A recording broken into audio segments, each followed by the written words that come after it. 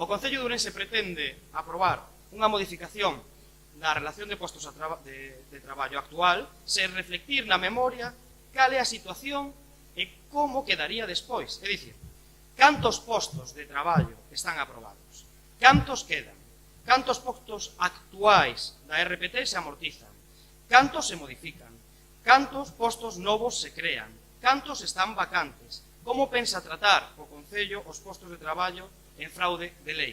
Todas esas preguntas están sen resposta na relación de postos de traballo que pretende aprobar o Partido Popular. É unha síntese do que se presentou onte por rexistro, pero o informe tan extenso que poderíamos falar durante horas do alarmante procedimento de aprobación da relación de postos de traballo en Xunta de Goberno local.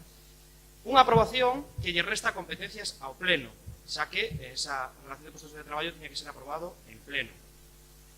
Un informe que fala da vulneración sistemática do marco xurídico, do feito de deixar fora da relación de postos de traballo a funcionarios do Consello Municipal de Deportes, cando este órgano, o Consello Municipal de Deportes, está servido por funcionarios que cobran a nómina directa do Concello.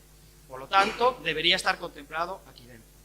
Unha relación de postos de traballo do Partido Popular, como un orzamento do Partido Popular, como un máster do Partido Popular, que non ten fiabilidade ninguna.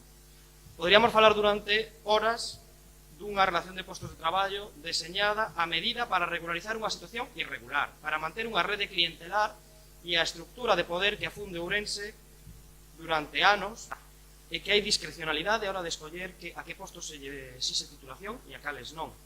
A verdade é que o que trasluce é que se crearon as fichas en función dos postos.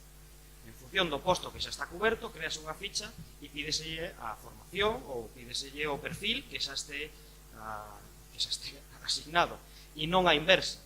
Por iso é tan importante unha das primeiras alegacións que presentamos, que é a organigrama.